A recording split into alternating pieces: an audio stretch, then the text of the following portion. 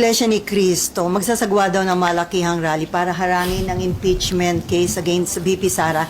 In support daw ito so naging panawagan ng Pangulo.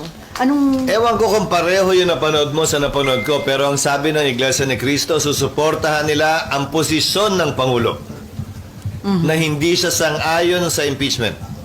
Pero, Malaki ang pagkakaiba nun kung inuna mo na yung pangalawa kaysa sa una. so, may ano ba? In support yata dun, sir, magsasagwa sila ng malakihang Bilang rally. pagsuporta nga sa posisyon ni Pangulong BBM, walang sinabing pagsuporta, kung tama ang pagkakarinig ko, at pagkakapanood ko, kaugnay sa sino mang binabalakang sampahan ng impeachment. So hindi yun Maliban na lang kung magkaiba yung napanood natin, pero mukhang pareho. Pero sir, ito nga in support nga dun sa panawagan ni Presidente na huwag na Yan. sana magkaroon ng impeachment. Pero hindi naman ito pagsuporta ng INC kay VP Sara. Hindi para sa akin na magsalita para sa kanila.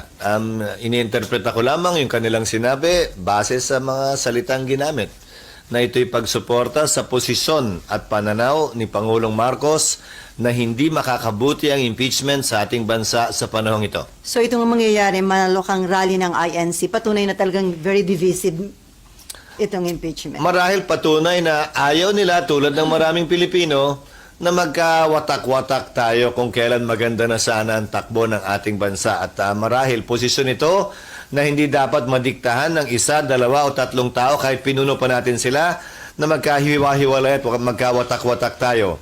Obligasyon ng bawat Pilipino tiyakin at hanapin yung nag-iisang daan na pwede nating pagkasunduan at pagkaisahan sana.